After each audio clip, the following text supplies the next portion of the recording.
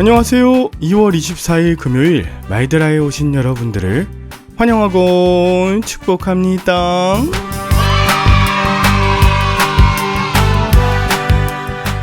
요즘 땅 분배에 관련한 이야기가 계속 나오는데요. 여러분은 어떤 지역 또 어떤 동네에 살기 원하십니까? 예전부터 사시던 고향? 아니면 사람들이 많고 어느 정도 사람들이 정착해서 사는 구도심? 아니면 전혀 새로운 사람들이 모여서 살게 된 신도시? 아니면 사람이 별로 없어도 자연이 있는 시골? 다 장단점이 있겠지만요.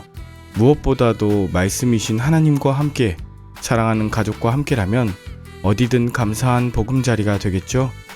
그리고 어떤 지역이나 장소보다 그곳에 내가 있다는 것이 중요합니다. 저와 여러분이 선 바로 그곳이 복의 근원이자 축복의 땅이 되지 않을까요?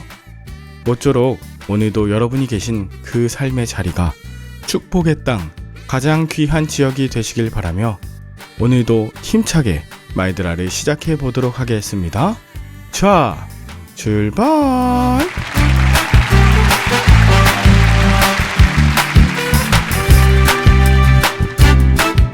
오늘은 여호수아 17장입니다. 어제 16장에서 에브라임 지파가 땅을 분배받았다면 오늘은 므낫세 지파의 땅 분배에 관한 이야기가 나와요. 이미 요단강 동편에서 므낫세의 장자 마길이 길르앗과 바산을 받았지만 그 남은 므낫세의 자손들, 즉 므낫세의 남은 반 지파를 위해 제비를 뽑았습니다. 그래서 그들이 받은 땅이 지금 화면에 나오는 지도에서의 가나안 지역, 즉 서쪽 므낫세 지파의 땅입니다. 여러분, 지금 지도를 보시면 어떤 생각이 드시나요? 므낫세 지파의 땅이 가장 크지 않습니까? 서쪽만 해도 크고 동쪽도 큽니다. 가나안 지역의 므낫세 지파는 에발산과 그리심산 사이에 세겜이 있고 후에 북이스라엘의 수도가 된 사마리아도 그 지역 안에 있습니다. 여러분, 세겜은 창세기 12장에서 아브라함이 가나안에 오자마자 처음으로 단을 쌓았던 곳이죠. 야곱이 바단 아람에서 돌아와 땅을 사서 단을 쌓았던 영적인 중심지이기도 합니다. 게다가 본문 24장으로 가면 여호수아가 이곳에서 이스라엘 백성들과 언약을 다시금 갱신하기도 했습니다. 그리고 북쪽에 있는 경계는 무깃도 또 다아낙 등 군사적 요충지가 될 만한 곳들이었어요. 그러니까 므낫세가 뽑은 땅은 크기도 넓고 또 영적으로도 의미가 있는 곳이었다는 것입니다. 그런데 그들이 어떻게 반응합니까? 12절, 므낫세 자손은 힘이 약하여 그 성읍들의 주민을 쫓아내지 못하였고 13절에는 그들이 힘이 세진 후에는 그들을 쫓아내기보다는 노역을 시키며 가나안 족속과 함께 살게 됩니다. 그뿐만이 아니에요. 14절에 보면 에브라임과 므낫세가 여호수아에게 나옵니다. 그것은 자신들이 큰 민족이 되었는데 한 제비 한 분깃만 내게 주심은 어찌함이니냐고 따지며 나옵니다. 그들은 요셉 지파가 아니라 에브라임과 므낫세 지파 각각 한 제비씩 두 제비를 뽑았습니다. 게다가 므낫세 지역은 서쪽과 동쪽 각각 받아 이미 두 곳에 엄청난 크기의 땅을 받았죠. 그들이 받은 건 너무나 좋고 큰 곳이었어요. 그럼에도 불구하고 탐욕과 거짓으로 여호수아에게 나왔던 것이죠. 그때 여호수아가 뭐라고 합니까? 15절입니다. 네가 큰 민족이 되어 에브라임 산지가 너무 좁다면 브리스 족속과 르바임 족속의 땅 삼림에 올라가서 개척하라고 합니다.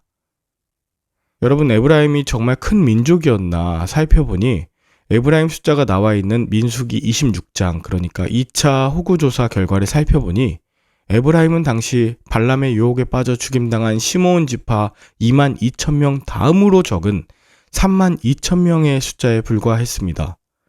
다른 지파 대부분 5만 명대, 6만 명대임을 본다면 에브라임은 이스라엘 중에 가장 작은 지파라 해도 할 말이 없습니다. 다시 지도를 보시면 에브라임보다 땅이 훨씬 더 작은 베냐민 지파는 4만 5천 명의 족속이 있었고 이사갈 지파 그리고 스불론 지파는 각각 6만 명이 넘는 그런 지파 사람들이었습니다. 그리고 분명히 민수기 26장의 52절부터 여호와께서 모세에게 말씀하여 이르시되 이 명수대로 땅을 나눠주어 기업을 삼게 하라. 수가 많은 자에게는 기업을 많이 줄 것이요 수가 적은 자에게는 기업을 적게 줄 것이니 그들이 계수된 대로 각기 기업을 주되 오직 그 땅을 제비 뽑아 나누어 그들의 조상 지파의 이름을 따라 얻게 할지니라. 그 다소를 막론하고 그들의 기업을 제비 뽑아 나눌지니라 라고 하셨죠. 그래서 여호수아도 그렇게 해왔고 가족대로 받게 된 지역이었다는 것이자 하나님이 주신 것에 순종하는 방법이었어요. 그러니까 여호수아가 본문 15절에 부족하다면, 다시 말하면 너희 족속이 정말 많아지면 브리스 족속과 르바임 족속의 땅 삼림에 올라가서 스스로 개척하라고 당부했던 것 아니었겠습니까?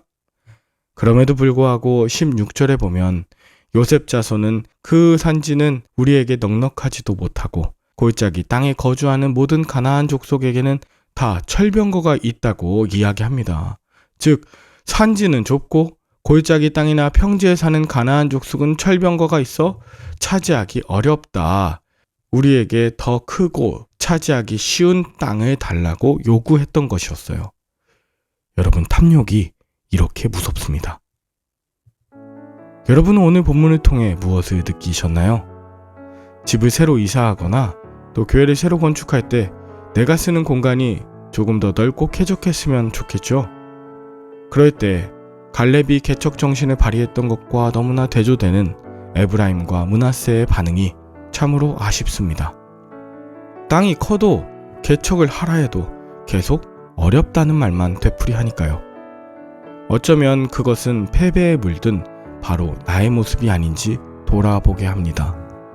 그런 의미에서 오늘 본문 17절과 18절을 기도로 대신하며 말드라를 마무리하고자 합니다.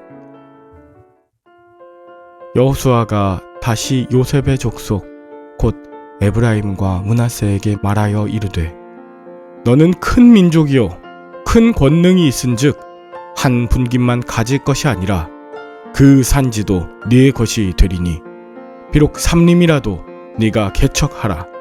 그 끝까지 내 것이 되리라. 가나안 족속이 비록 철병거를 가졌고 강할지라도 내가 능히 그를 쫓아내리라 하였더라. 아멘. 오늘도 여러분의 자리에서 이 말씀 기억하며 축복을 누리시는 하루 되시길 바라며 저는 다음 주 월요일에 다시 찾아뵙도록 하겠습니다. 샬롬.